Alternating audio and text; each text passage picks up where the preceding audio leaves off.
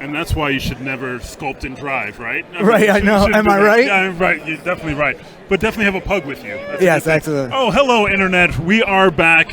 Last day here at SIGGRAPH 2024, accompanied by my longtime companion on the road and everywhere else. Oh, thank you.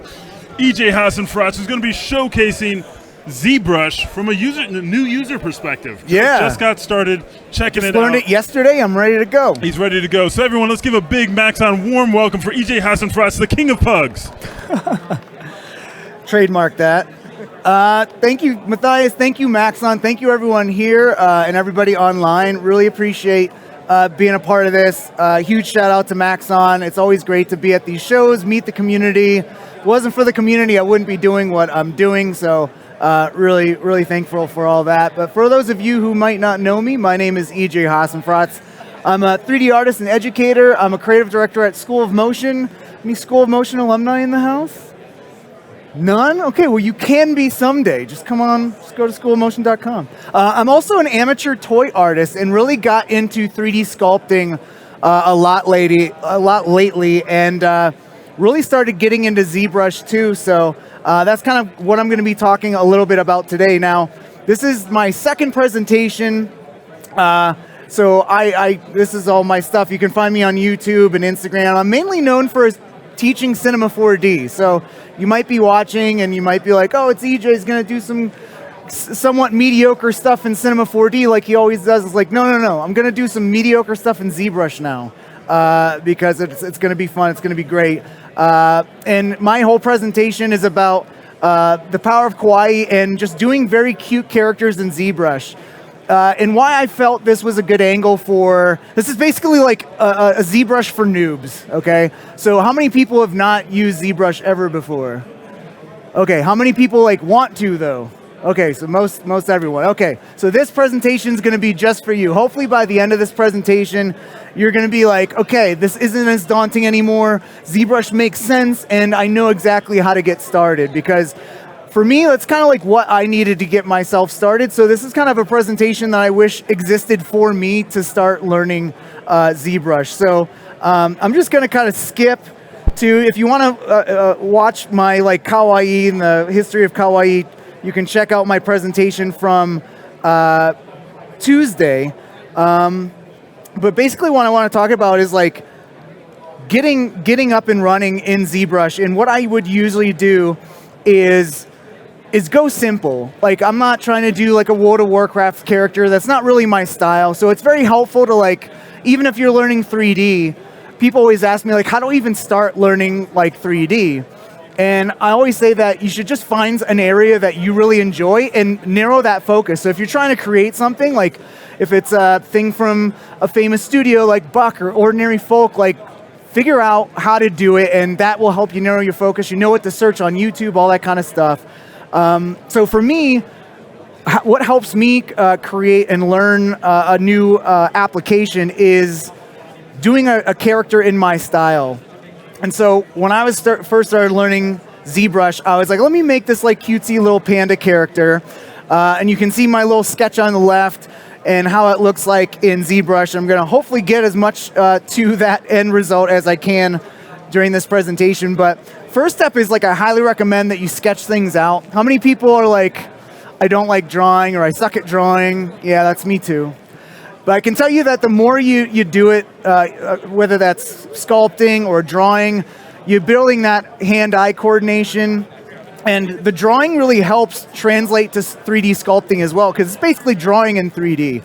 So training your hand-eye coordination is really, really helpful. So I always start out with a sketch or just a reference image. Like I had a little Majin Buu character here that I sculpted on the right there. And that was based off a little cute version of the big Majin Buu. And so it was helpful to like have that reference and like drawing all these little sketchy lines and stuff like that. So it's always helpful to have a reference. So this is what we're going to be working towards today. And I'm going to basically walk you through like your first steps in ZBrush. So let me stop talking about ZBrush and let's actually get into it.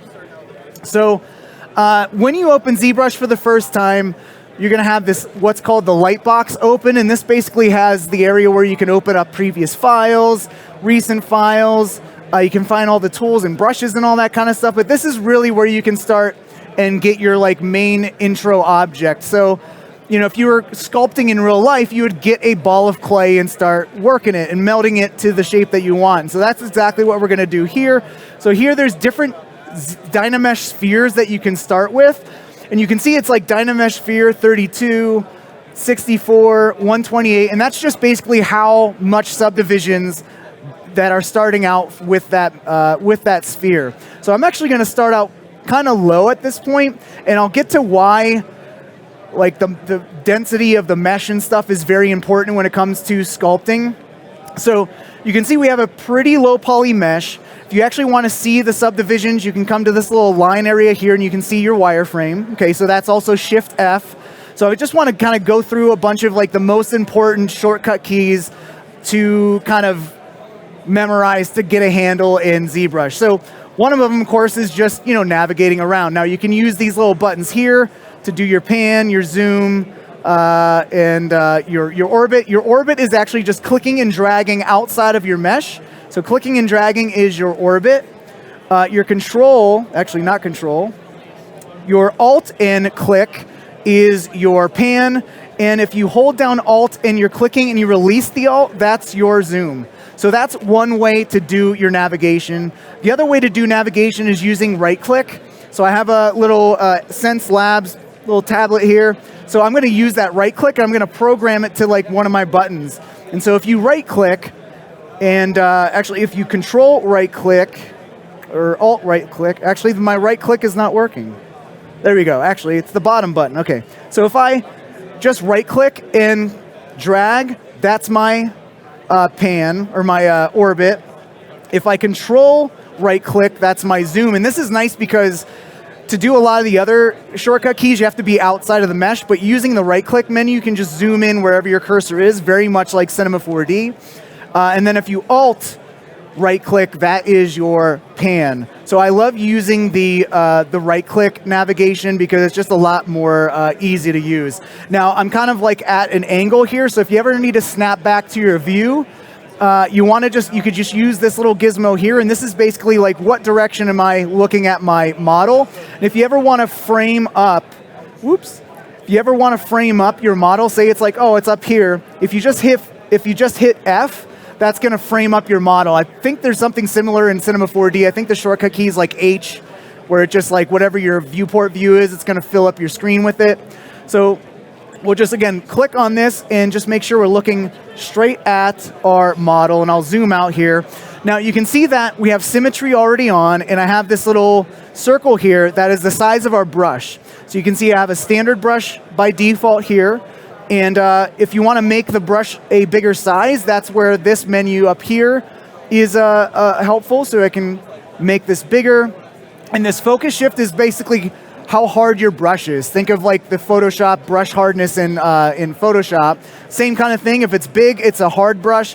If it's soft, this is going to be a very blurry brush. So 50%, or at 0, it's about 50-50. And so another shortcut key to bring up these brush size things is just hitting the space bar, and that'll bring up your draw size, your shift, which is again your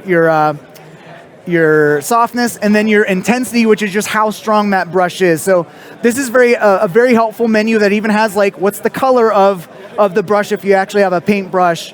And so this is a little handy little menu here, just holding the space bar down and kind of adjusting things. So if I click and drag on my mesh here, you can see I'm using this standard brush, okay? So now what if we want a different brush, or what if we want to undo that? Well, we can do Control-Z to undo, or if I just make a whole bunch of edits here, you're going to see this little yellow bar keep kind of progressing across the screen. Now this is like your history bar, and so you can actually go through here and you're like, actually I just want to slide back to here, so I don't have to hit Control-Z to undo like 50 times. I can just slide back here and backwards. And if I want to smooth things out, you can have any brush selected, and if you want to smooth, just hold the Shift key down, and that's going to smooth everything out, okay? I'm going to go all the way back to the get-go, and I want to choose a new brush.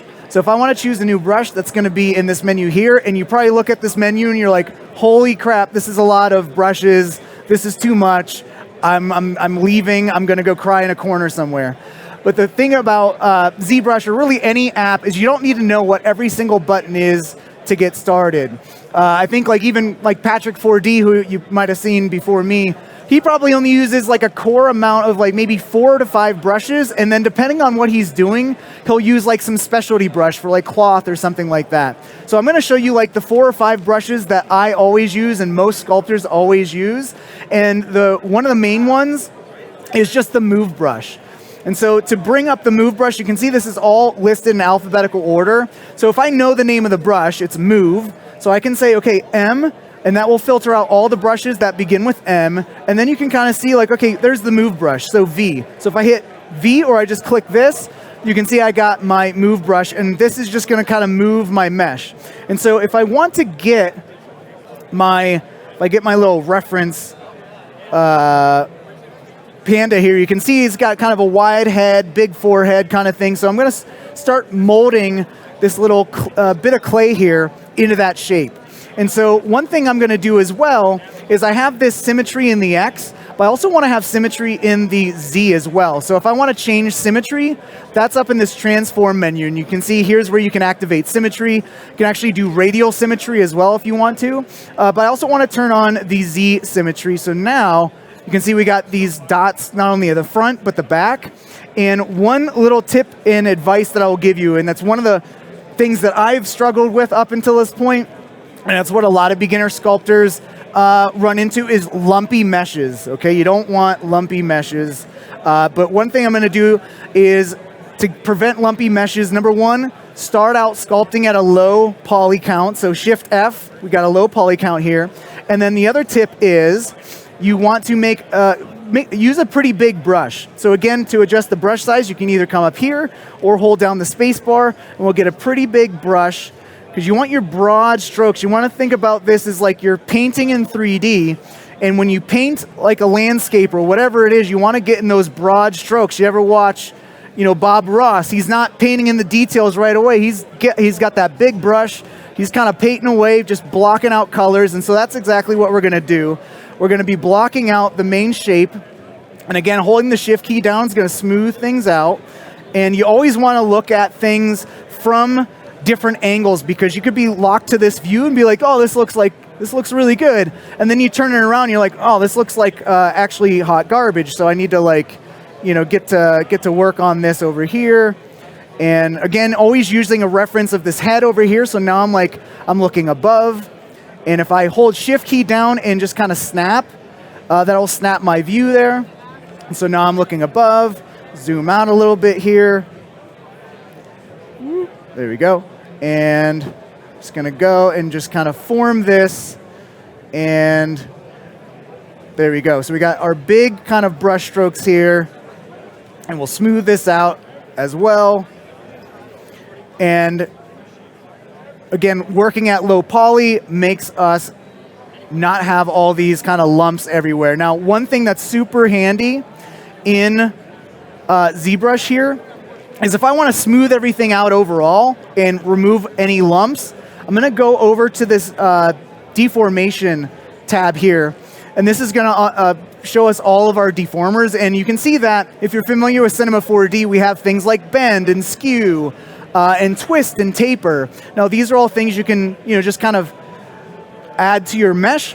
But there's one thing that is super nice, and it's almost like the smoothing deformer in Cinema 4D, and it's called polish, though, in ZBrush. So if I just drag this to the right here, you can see it's kind of smoothing everything out as a whole, and I don't have to use the smooth brush and have kind of an uneven smooth going on. I can just smooth overall, just clicking and dragging to the right here. And if I hit Shift F, you can kind of see how this is kind of smoothing out that wireframe there, right?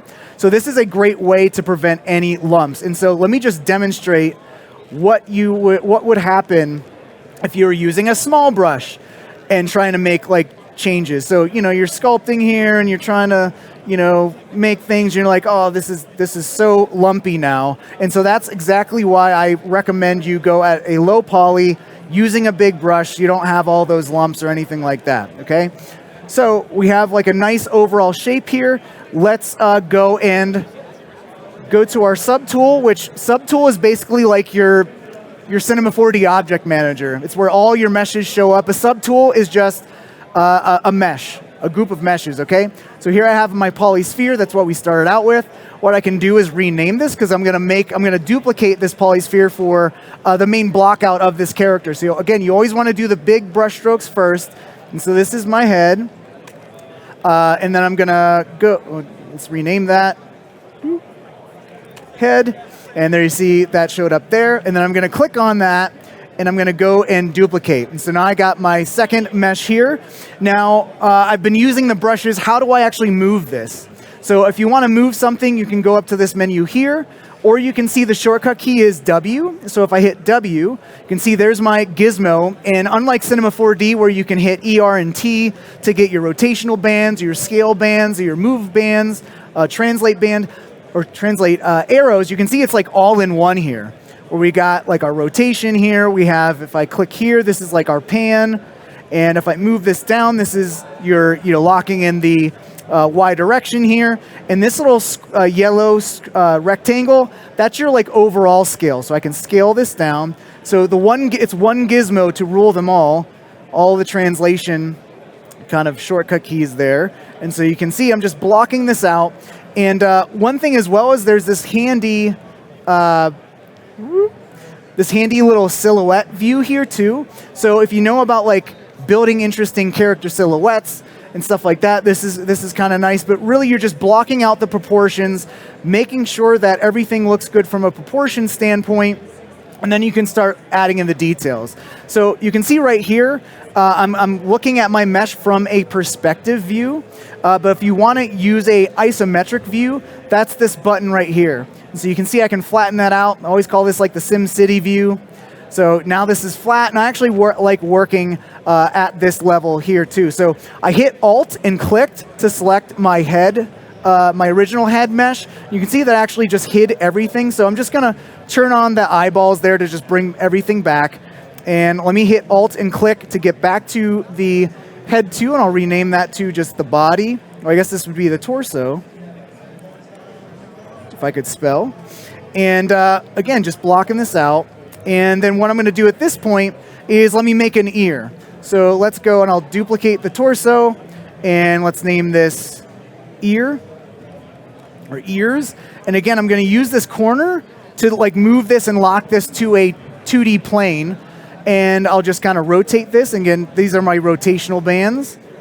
And I'll scale that down. And so I actually need a symmetrical version of this as well, okay? So you can see my axis is off whack here. So if you want to adjust the axis and unlock it, you're going to click on this unlock. And if you hit this little pinpoint, the little navigation arrow, that'll kind of center everything up nicely to your mesh. And so once you're done doing your axis manipulation, you can just lock that back, and that'll lock your axis there.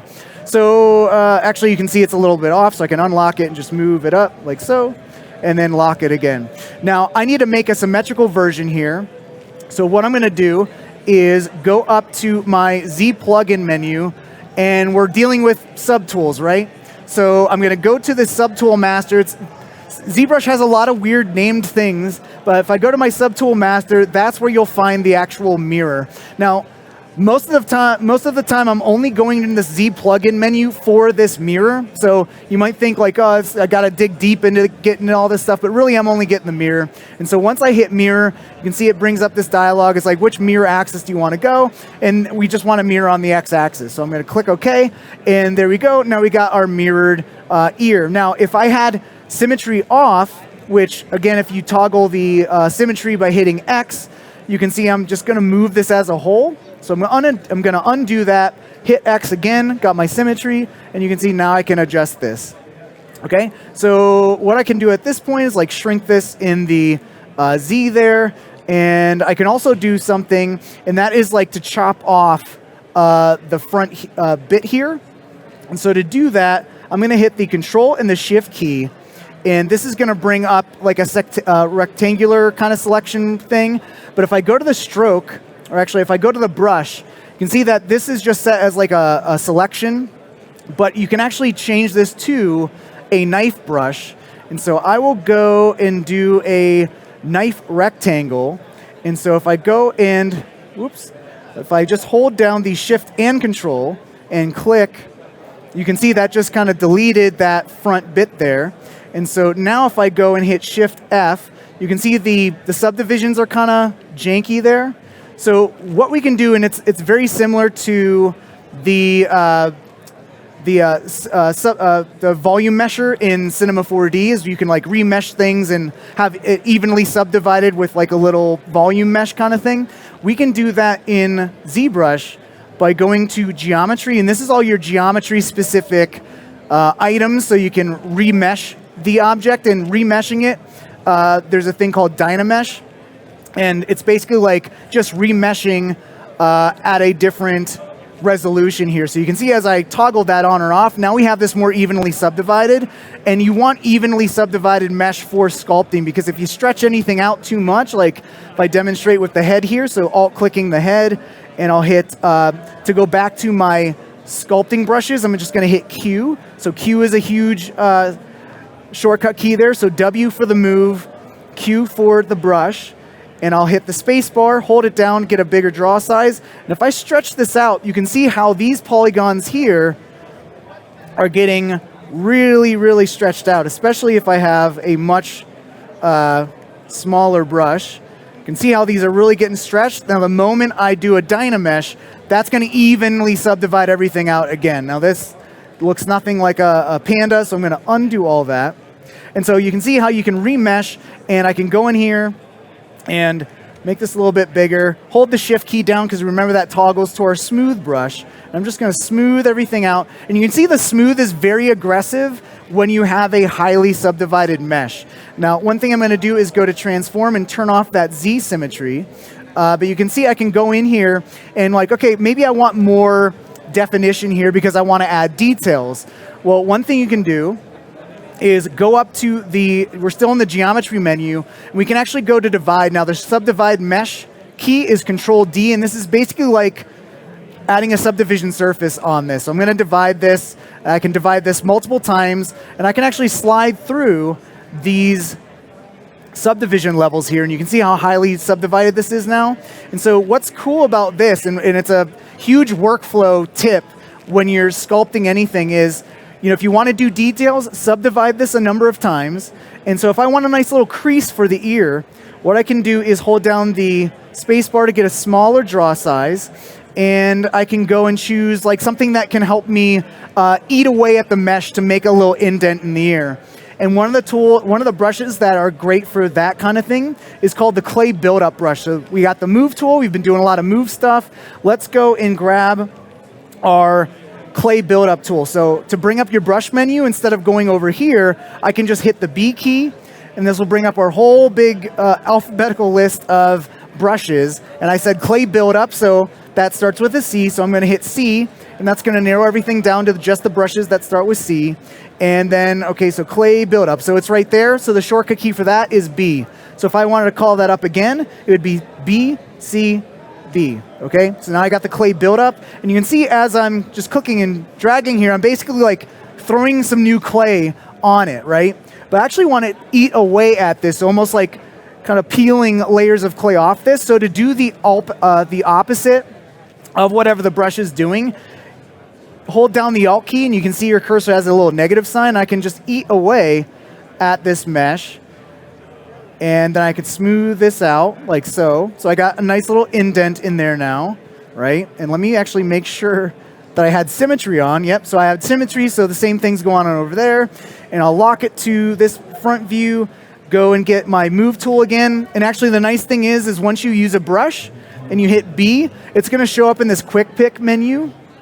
And so I can quickly pick my move tool here again, hold down the space bar, make this bigger, and just make this a little bit more like arced here. So something like that, and smooth that out.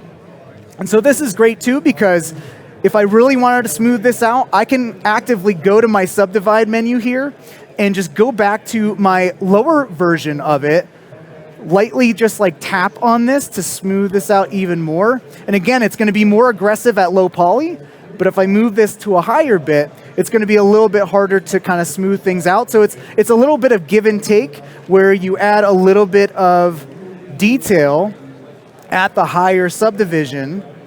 So we'll kind of eat away at that and then smooth that out.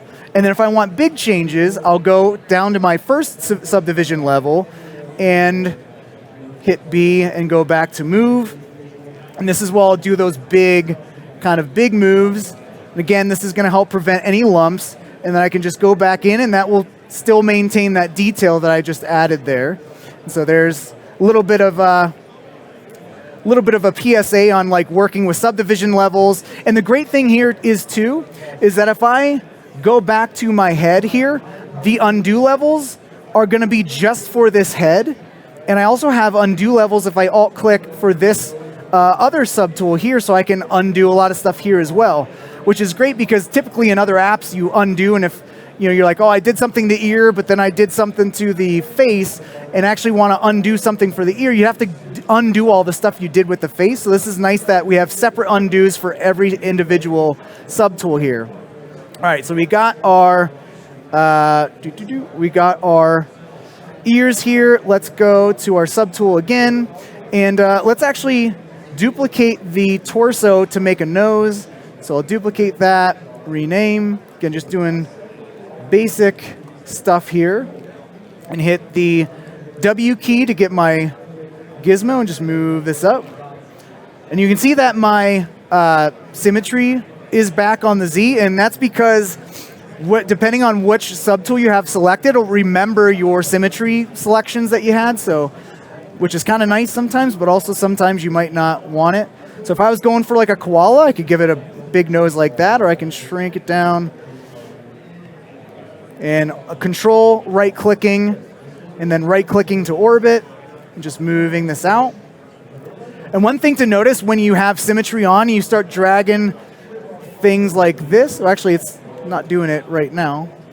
We do this, and then, okay, so I got this looking good. You can scale this like so. And then I'm just going to sculpt this a little bit. So again, we'll go to our Q key and get the move, and just kind of adjust this as I want. And then smooth that out a little bit. So there I got my kind of nose. And again, you always want to work in multiple views so you know how this is looking. And Q or W to scale that down. And there, that's looking good, or at least good enough. And so to block out everything further, let's give it some nubby arms and legs. So let's go, and for this, I'm not going to use a sphere. I want to add like a cylinder because that's way more apt to start sculpting limbs. So to add new subtools here, you're going to go and either choose append or insert. It's all the same thing. So I'm going to go to append, and when you click on that, you're going to see basically all your primitive 3D sculpt objects. So just like Cinema 4D, there's the torus, your cone. There we got the cube, there's another sphere. I'm going to go and use a cylinder 3D. And you'll see that got added right there. I'm just going to rename this to arm. And you can see it's pretty low subdivision here. So I'm just going to rotate this. Holding the shift key down, just like in Cinema 4D, constrains the increments of 5 degrees here. And I'll just shrink this down. And again, just majorly just blocking out the basic shape and proportions before you start doing any of your detailing. So maybe that's looking good. And now this isn't evenly subdivided here. We got the typical subdivision at the caps here. So what we're going to do, remember to evenly subdivide something that's good for sculpting. We're going to go into the geometry, and we are going to go into that Dynamesh again. So right now, Dynamesh is turned off. So if I click this, it's going to activate Dynamesh, and it's actually going to subdivide it based on this resolution number. So this is pretty highly subdivided for what I need. Remember, to prevent lumps, you want to actually work at a lower subdivision level. So I'm going to bring this resolution down to 48. And now if I want to adjust this, what I can do is control, click, and drag. And actually, if I go and hit my Q key and just like hold shift and move this. So the Dynamesh isn't going to work unless it notices there's been a change. So now that I did that smoothing, I can control, click, and drag, and that's going to remesh at that lower resolution there. So now that we have this at a lower subdivision, I can smooth it out by holding the shift key down, or again, we can smooth everything out globally by going to the deformation and going to give it a little bit of a polish. And so that's smoothing everything out really nice. No lumps detected, which is great. And I can even go in here too and hold the control key down, and that's going to give me my mask pen.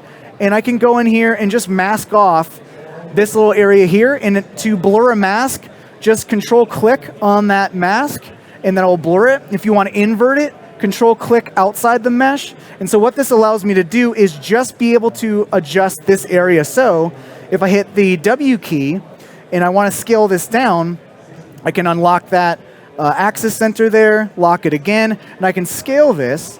And you can see I can like kind of taper this like so. So make this like a little paw. And then to clear that mask, I'm going to control click and drag, and then I'm going to remesh. So control click and drag again. You can see that all those stretched out polygons are now going to be evenly subdivided. And then I can go back to the polish again and just smooth everything out. And then I can even go and hit Q, get my move tool again, make this a little bigger by hitting the space bar and choosing the bigger brush, and just kind of moving this and kind of adjusting things like so. And yep, say that's looking pretty good. And now we'll go and let's make the mirror version. So remember, that's in the Z plugin, and you'll see that the subtool master is already tooled down. So all I got to do is hit mirror, hit OK, and there I got my arms. And so let's go and go to the subtool again. Let's just duplicate this whole setup, and we'll make this, whoops. Let's delete that. So I duplicated one too many times, so I'm just going to go and delete that and delete that. Okay. And then let's rename this legs. And let's hit the W key because we got our leg selected now. And you'll see that our arms are gone, and that's only because once we duplicated it, it's going to hide the other subtool. So again, just click the eyeball dot. And if I want to adjust that axis center again, I'll just move this up. It's like our panda is doing a split right now. So we're just going to go and whoop. And you'll see that I didn't have symmetry on, so it's moving everything at once. So if I hit X, that'll turn on symmetry. See that dot on the left side now? And now I can rotate this down. And oh my gosh, what happened? Did something wrong there. Let me go and undo all that. And let's do this again. Okay, so I was moving things around without symmetry, and so that's why we had like a peg leg situation there. And we'll just scale this down. And we got some nubby arms, nubby legs. Looking pretty cute. Whoops. And then X again. And again, this is just a block out stage. And I can do the tail. And what I'm also going to do is just block out some eyes as well. So let's go in for that. I'm going to append a sphere. And this is going to be helpful because I'm going to make like the little eye holes, or like the where the skull would be, the little eye cavity. And so I got my sphere here. Move this forward, holding shift to snap to the front view, scale this down, and I'll just kind of scale this up a little bit. And let's make the symmetrical version. So Z plugin, mirror, okay, and symmetry's on. Whoop. Now symmetry's on, and we'll just kind of rotate this into place. So again, just blocking things out, making sure our reference looks good. And my nose looks like it's hidden, so I'll turn that on. So we got our nose there, so we can kind of make sure the face is orientated the right area. So again, alt-clicking is what's going to have you select different subtools, or you can just go in here and select them manually. But alt-clicking is a lot easier. And so W, let's just move this into place like so. And we're kind of blocking things out here. So super basic. But there we go. We got the beginnings of what we have here. Now, what we can do here as well is start adding some materials so things look a little bit more kind of interesting here. So like the arms and legs are going to be like that black kind of panda material. So what I'm going to do is I will go to material here. Instead of using this matte cap view, I'm going to go and choose, let's do, these are all the different materials you can use. So toy plastic, super shiny, I'm going to use that for the eyes. But skin shade 4 is pretty nice. And it's not going to actually apply anything yet. And we have our arm selected, so we're going to make this black in our little color picker there. And it's changing everything black, and that's only because we don't have any materials on any of our other objects, so it's just giving us a preview. So you might be thinking, well, I don't want to make everything turn this color. Don't worry, it's not. So to apply this color and this material, we're going to go up to Color and go to Fill Object, and then I'll go and Alt-click the legs, do the same thing. Color, Fill Layer. And for the head, I'll actually make this white. So I'll change that white, Color, Fill Object, and then same for the torso, Color, Fill Object. And then for the eyes, I'll actually go and choose the shiny toy plastic there, and I'll go to Color, Fill Layer. So now I got my basic block out, and what we can do is I'm going to go and put this in the oven, and I'm going to open up a project file that has the tail and all that kind of stuff. So here's my block out. No. Wait for it. So there you go. You can see I kind of added all my subdivisions here. So again, how I did that was you select your object, you go into your geometry, and remember, here's our divide. So here is where we were before at a lower subdivision, and I just divided it a couple times. Now we got this higher subdivision level. So what I can do at this point is I can be like, okay, I'm pretty happy with this block out. Let's start adding all these details. And I'm going to hit Shift F to get out of our wireframe. And the first thing I'm going to do, I think, is add some nice little paw details here. So what I'm going to do is I got Alt-click, and I'm going to select my arms here, and I'm going to get the another new brush, which is basically your crease brush. And a crease brush is super important to use. And they do have a crease brush in ZBrush, but the one that is actually the better version of it is called the Damn Standard brush, which is short for Damien Standard. So if I hit B, and I know I'm looking for that Damn Standard brush, so that starts with a D. So if I hit D, that's going to filter everything out. And then Damn Standard is going to be your S. So if I choose that, I'm going to make this a smaller brush. And another thing I'm going to do is make sure I have my Z symmetry on, so now I can go and just make a nice little... I'm not very good at having a steady hand at drawing, so just like in Procreate or Photoshop, I think Photoshop has this, you can kind of do a smooth brush stroke thing. And so what I'm going to do is go into Stroke and go to Lazy Mouse, and this is basically going to smooth out your brush stroke movement. And so now you can see this can be a little bit smoother, like so. Come on, got it. Look, yeah, there we go. And then something like this. And so we got what is looking like, and let me just undo that, because again, you want to look at it from all angles so you don't have something crazy happening over there. Like that. And then we can build this up using that clay build up. So if I hit B, we already used that clay build up before, so what I can do now is just start brushing in here and making these little brushy details. And this looks like garbage right now, but if I smooth this out, holding the Shift key down, you can see that this is going to smooth things out, and this is looking a lot more like the nubs of some paws, right? And so it's just, again, it's like you're sculpting in real life. You just throw in new clay on your mesh. And I can even go at the lower subdivision level and get a bigger brush here. And so this is a lot easier to do because, again, if you use a bigger brush stroke at a lower subdivision level, it will help prevent everything from being super lumpy. And so I can then move up and smooth at a higher subdivision level. Because again, the higher your subdivision level is, actually the lower your subdivision level is, the more aggressive that smoothing will be. So this is looking a little bit better. And so let's go back to that clay buildup and smooth. And so that's basically how you can build up all these features. And if you want to kind of go back and make that little crease again, just hit the space or hit B, and then get that Damn Standard again, and just kind of go in here. And if that's too strong, again, if you hold down the space bar, lower that intensity. So that's the overall strength of that brush. And so now, much more subtle. It's like little happy brush strokes, as Bob Ross would say.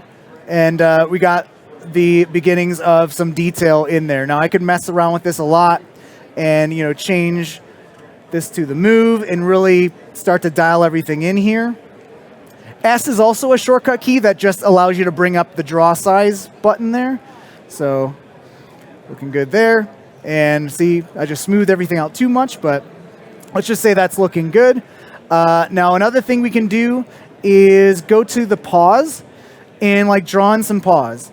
So I showed you how to use a mask, and let's actually go into, let's first select the legs by doing Alt clicking. And you can see that under my transform, we're just back to our symmetry in the X. Because again, it saves whatever symmetry you were using on that subtool before. And so what I'm going to do is I'm just going to draw the paw pads on it using a mask. So to use the mask tool, I'm going to hold the control key down. You can see that we now have a mask brush. And depending on the focal shift of your mask is how hard that mask is, that brush is. So you can see it's a harder edge. So what I'm basically going to do is let's just make this a little bit smaller, hold the control key, and I'm just going to make some little paw pads there. So like that. And a little bit something like that. That's actually not bad. If I want to remove from the mask, if you have the control key still held down and you hold down Alt, that's going to remove from the mask there. So let me make this even smaller. So Control and Alt, and I can remove. And if you want to blur, just hold the Shift key down, and that will kind of blur things. Or if you want to blur everything all together, remember that's just by Control clicking on that mesh. And if you want to sharpen it, Control Alt click, and that's going to sharpen everything. And so you can see what's going on there. Now I want to invert, so I'm going to Alt click outside the mesh. And now I have just these little paw pads selected here. And so with that, what I could do is I can either hit the W key and just kind of move this out like so, but that's a little bit janky looking there. Another thing I can do, and one thing to note is that the resolution here of this mask is pretty pixelated, and that's based on the subdivision level here. So one thing I should do is let's actually Control click to blur that out, and then Control Alt click to kind of sharpen it a little bit. And let me just, I'll just clear this out. And because what I want to do is make this a lot more highly resolutioned, which is a word, totally a word. And so I'm going to the bottom here. Whoop. So go to the bottom, whoop, like so, and zoom in here. And I'm just going to subdivide this a couple more times. Okay, so just hitting divide. Now I have 5 subdivision levels. I can go back and forth. And now when I draw this mask, though, watch how much sharper and unpixelated this is going to be. So holding the control key down, or actually get my brush tool by hitting Q, then hitting the control key, that's much smoother. Okay, so this is exactly the same thing if you want to paint directly on your mesh. You're basically doing vertex painting. So if you have a low poly mesh, your painting is going to be very low resolution. And let's just say this is fine for now. This is fine for demo purposes. As Matthias would say, it's good enough for government work. And we're just going to go and we're going to click outside our mesh, control click to invert. And then again, we could just hit the W key, pull this out. That's a much smoother deformation there because we're at higher poly. But one other thing I want to show you is super cool, and it's back in that deformation menu. So that's where we had our polish, which kind of smoothed everything out overall. But if we go in here and we use this inflate, let me just go to the side here. We can actually just inflate this out. We got this nice little thing going on there. Or I can undo that and do the balloon, and it's going to be a little bit smoother. And so that's looking pretty good. And now with that selection there, I can go and say, you know what, make that pink. So I'll go and do pink. And then to apply that just to the masked off area, I'll go to color and then fill object. And then I'll just command click and drag, or control click and drag outside here to clear that mask. And now we got our little paw pads. And I can go in here and I can smooth this out overall by getting the Q key to get my brush back, holding the space bar down. And now you'll notice that if I smooth this, it's actually smoothing out the color as well. But if you just want to smooth out the actual mesh without affecting the painting, what you can do is hold the Shift key down, and right here is this little menu. And so this means that you are either going to just either blur or paint on the using color or the mesh. And so this RGB means that if I'm going to smooth, it's also going to smooth out the color. Now if I uncheck that and smooth, you can see it's going to smooth out the mesh, but not blur out that color. So you can like isolate whether you're blurring out both or one or the other. Now you can see with RGB on though, I'm blurring out the color. So very important to know whether what you're blurring, what you're not blurring. And so we got our paw pads. And so now what thing I want to do is let's make some, this is just a like dead eye look at us. So what I want to do is make some pupils. So one thing I can do is I can use my, I can do a mask again and fill that in, or I can use a paintbrush. And so to get my paintbrush, I'm going to hit B, and then I know the brush is called the paintbrush, so I'm going to hit P to filter everything out to brushes that start with P, and there's my paintbrush. And now if you go up here, you can see there's all these different strokes that you can do with a brush. And I could paint in the color in here like so, and let's not do that, don't want to make it cross-eyed. Let's actually choose a black color here. And so I could just draw and paint, or I can go in here and actually let's just make sure that this has this white color applied to it, and then we'll make this black. And then what I'm going to do is instead of dots, I'm going to do drag rectangle. And I know it says rectangle, but I can actually draw this out and make a sphere or a circle. And so you can see that's pretty blurred out. So again, remember how we can sharpen up our brush stroke. That's by going to the focal shift. And if I just click and drag now, we got a nice sharp little eyeball there. So we're going to look down, or whatever. And again, this is looking pretty low res because we have a pretty low subdivision there. So I'm going to undo that. And then with that mesh selected, I'm going to go to geometry. And let's subdivide this a couple more times. And again, Shift F and click and drag. And you see that's a much sharper kind of. He's looking up. Let's say he's looking up. Or, you know what? We can turn off symmetry and go, he can look to the side or look down. So something like that. That's looking pretty good. Let's say that works. And so you can kind of just draw on your pupils that way. Now you'll see that my head is currently black, so I'm going to alt-click on that. And let's make sure that this white color is the same white color we have down here. So if you want to sample an existing color, you can click and drag on the gradient, and you got the color picker, and so that'll load up that color, and I can apply that to the head going to color, fill object, okay? And so now I can go in here, and I can like draw on the little like mask of the panda has. So again, making sure I have the symmetry on, make sure I have my head selected, and right now I'll just be painting with that white color, so I'll go down and get black, and you can see I still have my drag rectangle here, so I can go back to dots, and I can like draw in here. And again, this is pretty low res, so I'll go and divide this another time. So we have a higher mesh there, higher poly mesh. You can see it's a lot more smooth. And I don't have such a steady hand, so I'll go to stroke, make that lazy smooth do its thing, and kind of go in here and kind of eyeball that. Or what you can do is use that circle again, and you can kind of hit it from the right angle and do something like this. And so this is kind of what I did, is I just viewed it from an angle and drew this out. So we get kind of something like that. And that actually works pretty well, okay? And so we got everything going on here. Let's color the ears the same color there, so we'll fill object. And now I want to give this some cool little fluffy hair on the side. So you can see on my reference image, it's got these little fluffy bits here. And so that's actually super easy to create. You can see even on the top of the head there. So what I'm going to do is grab yet another brush. And again, because we have these subdivide levels, we can choose whether, what level we want to do stuff at. So actually let's go to subdivision level 2. And so you can see how lower that mesh is. And then the tool that I'm going to use, I'm actually going to go in here too, because what I want to do is, if you're used to other sculpting apps or even sculpting in Cinema 4D, you can actually sculpt on layers, which makes you be able to do all your changes and store it on a layer, and you can have this slider where you can adjust the strength of that layer. So I'm going to go and I'm going to add a layer, and it says, okay, I need to switch to the highest subdivision level and try again, so let's do that.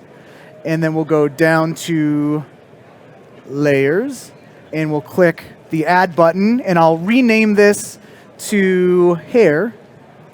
And so what we can do is I'm going to go and I'm going to grab a brush called the snake hook brush. So again, we were using the crease, the dam standard, the clay buildup, and the move. So we've been using 4 brushes so far. So again, there's so many brushes here. You kind of, once you get to learn ZBrush, you get to figure out okay, what specialty brush is good for what thing.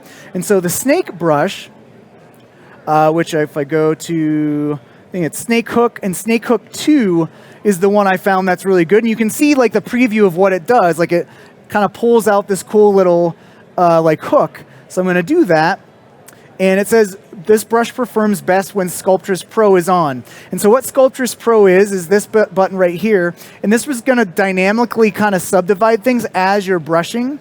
So what that means is that if you didn't have this on, it's going to kind of pull out the mesh and it's going to stretch out those polygons. And you don't want that with sculpting. And so what I'm going to do is basically just go in here, and I have my black color still selected there. So remember, if you don't want to draw with a color, just unselect that RGB. So now you're not going to actually make any color changes. You're just going to adjust the mesh. And you can see how we have this nice little kind of whisker kind of going. I can adjust the size here by holding the shift key or the space bar. And so let's make a little brush like that, and then something like that, and maybe something like that. And so what's cool about this is on its own layer, and it's been recording this entire time. I can go in here and be like, okay, actually I want to pull back on that, and just drag down basically the opacity of that layer, which is super cool. Another thing I can do is go to the geometry and go to the lower resolution here and smooth this out. Deformation space. So I'm actually recording this. So let's actually just create a new, well, we got to do that again. Let's do this. And what we can do at this point is, if we know we like what this looks like, I can just say, let's bake that down now. Okay, so we don't need that separate anymore, and now I can go in here at this lower subdivision level and kind of smooth things out. And I can even go in here, and again, this is why it's so nice to be able to slide back and forth between different subdivision levels, is because now I can go in here and remember the damn standard brush. We can make a little crease, hit the B key, and let's get the damn standard here. And we'll just make a nice little crease, make this a little bit more defined here, like so. Looking good. And if we wanted to, we can blur this out at the base here, so it's a little bit more integrated. So again, the lower subdivision level, the stronger, the more aggressive that smoothing is going to be. So holding the shift key down, got my smooth brush, and then I can go back and see okay, that's pretty smooth. You'll notice if I try to smooth at this higher subdivision level, it's a lot harder to smooth things out. So again, it's always helpful to kind of slide back and forth between subdivision levels, paint your details or smooth things out. And I guarantee if you work like this, with all these subdivision levels baked in, you will not have a lumpy mesh at all. So let's give him some hair up here. So we'll go back to B, and then the snake hook. Okay, turn on the Sculptress again. Make sure we have this selected. Hit the S key. Make this a bigger size. And I have symmetry on, so I don't want to do this. So I'll hit X to turn off symmetry. And then I'll go and go whoop. No, not that big. Go whoop. So something like that, and then we'll get a little bit of hair back here, so I'll actually make the brush a little bit smaller and go, whoops. Let's get back. So hit F to frame everything up again and get back here. And let's undo that. So go and get a good angle here. Go whop like that. And let's just say that looks good. And again, go down to my subdivision level, smooth this out at the base. And then go back up to that higher subdivision level, and let's say that looks good too. So this is really nice, especially if you're doing like very simple characters and you want to add little hairs and stuff like that. Get that snake hook. Whoop, whoa. And you can make hairs very, very easily. Let's give them a smile while we're here. Go and click on that, get the B key, get the paintbrush. And I'm going to be painting with this black color loaded here. And so just, whoops. We got that drag rectangle. I'm going to bring that back to dots. And we'll just give them a nice little smile. Like so. Happy little panda. All right. So what we can do now at this point is Panda's got this little little black part like on the shoulder. So what I can do is solo this. So the solo tool is just right over here. And so I'm going to go with my paint. And I can just go over here, whoops, and kind of, whoops, not that. And now it's auto-saving. No, don't want to do that. We're going to go in here and get a bigger brush size. And make sure symmetry is on, yep. And I'm just going to kind of paint like so. And I can remove that color. Actually, the color that you're adding with the second, with the invert, which is the Alt key, is actually the color here, which is this gray. So I'm actually going to select this and go and color pick that. And so that should be that same color that's already on there. So I'll make this smaller, and then I can just remove that using that Alt key. And you can see it got something like this. And again, this is a little bit blurry, so really if I wanted to, I should have subdivided this to make this a little bit nicer, but now we got that little band there, and that's looking good. Let's give the legs a little bit of this black color as well. So let's load that up.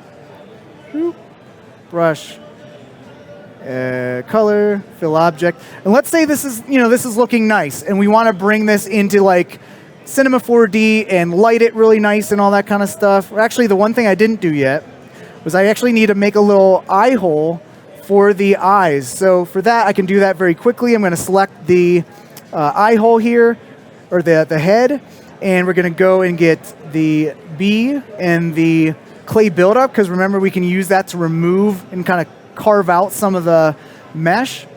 And so I'm actually going to do this at slightly lower subdivision level here. And I'm basically just going to go and with that subtract with the Alt key held down, I can kind of subtract from here, like a nice little cavity, and I can solo the head. And you can see I have symmetry off, so dummy, let's hit symmetry on. Hit X, turn symmetry on, and then again, use that eye as a guide. And we got the lazy brush on as well, which is going to help us here. And then we can go and kind of sculpt in here. You can see how that's kind of digging a hole. And with that lower subdivision level too, we can go in here and aggressively smooth out. And you can see I actually blurred out my color, so I'll go and blur this out. And then unsolo, and there we go, got our eye hole. So let's again say that this is good, this is ready to go. Let's bring this into Cinema 4D. It's as easy as going up to this little menu here, and we have Go Z, which is basically allows you to export to any app. So that could be, Cinema 4D. I think Photoshop is another thing you can export out to, Maya, all these different apps. So Go Z is going to, if you just click Go Z, it's only going to export out the current selected subtool, which again, remember, subtools are just your objects. So if you only have one object selected, it's only going to export out that one object. But if you want to export out all of your subtools and all your body parts here, we're going to go and select all. And it says, don't do that, it'll cause a fire, whatever, fires are fine. And this will automatically open up Cinema 4D. And so remember, when we were painting, that's basically like vertex painting. And so what will happen is that it's going to automatically apply that vertex paint to your model in Cinema 4D using Redshift, which is super handy. So then you don't have to do anything. You just go in, load everything up, and start lighting with Redshift and stuff. And so here you can see, it's like my brain always needs to get like rewired when I'm working in ZBrush and then Cinema 4D, remembering the shortcut keys and stuff. So here is my mesh, and there's the vertex paint, and it's at low quality right now because we got all these different materials, and you can see what's actually going on in the vertex, or in the Redshift material, is it's using the vertex attribute, which is, that's what all these little icons are. They're the vertex color tag. And so if I have this object here, the head, if I open up the head material, you can see this vertex map is basically just using this tag. And if you manually wanted to do it, you just drag and drop that polypaint tag in there, and that's what what has all that paint on it. Now, this is looking pretty grungy in the viewport, and that's only because in the viewport settings, it's using a default texture size that's pretty low. If you just up that, or actually place this in a subdivision surface, because you can see, if you go to display, garage shading with lines, it's actually using the lower subdivision level, wherever subdivision level you had currently. So you just throw that in a subdivision surface, and you can see that is looking a little bit better. So let me just show you what my final project looked like, and we'll wrap it up for questions. Would not like to change that. And so if anyone's familiar with the Z remesher in Cinema 4D, so that's actually from ZBrush. And so you saw a highly subdivided mesh and all that stuff. You can actually use the Z remesher in ZBrush to take this like hot, really dense mesh and kind of use it for retopo and stuff. So here you can see my cute little, not koala, panda. So Shift F. And so one thing to be able to get this down to a lower poly count is first I'm going to go and I'm just going to duplicate this just so I have a backup there. And I'm going to go to, I'm going to command or control, is it control click? Yeah, control click this. And if I go to ZBrush or geometry, go to geometry, I'm going to go to Z remesher. So same thing. Your target polygon count is in the thousands. So let's just try 15,000. And let's do the Z remesh. And you can see it's doing it up here. It's calculating, reticulating splines. And so now you can see this is a very nice subdivided mesh, right? So I can actually go lower if you want to, and Z remesh again. And we lost some detail there. So what we're going to do is we're going to divide this, and then what we're also going to do is use that saved state where it was heavily subdivided and use that to bring back some of that detail. So to do that, I'm going to go to Subtool and then go to Project and then Project History. And what this is going to do is take that highly subdivided level with all the detail and apply it to this mesh. And you can see it jumped a little bit, and I got some of that detail back from the higher poly mesh, and now it's applied to the lower poly mesh. So that's kind of the last step there. If you want to work with that, you can go even lower. You can rig this in Cinema 4D. And yeah, that's it from me. Let me bring up my final slide here. And thank you all so much for joining me on this ZBrush journey. I hope it empowers you to go home and try ZBrush for the first time. If you have a Maxon 1 subscription, guess what? You already have ZBrush for free. It's included in your Maxon 1 subscription, so you can go and play right now. You'll be all ready for the iPad version coming out soon, too. All right, let's give Thank you all so much. EJ a big round of applause, putting in that extra effort, that extra time to give them all the goodness. Yes. All the extra juicy goodness. How do people get pugs? Are you just giving them away to the audience? Yeah, come up, get pugs.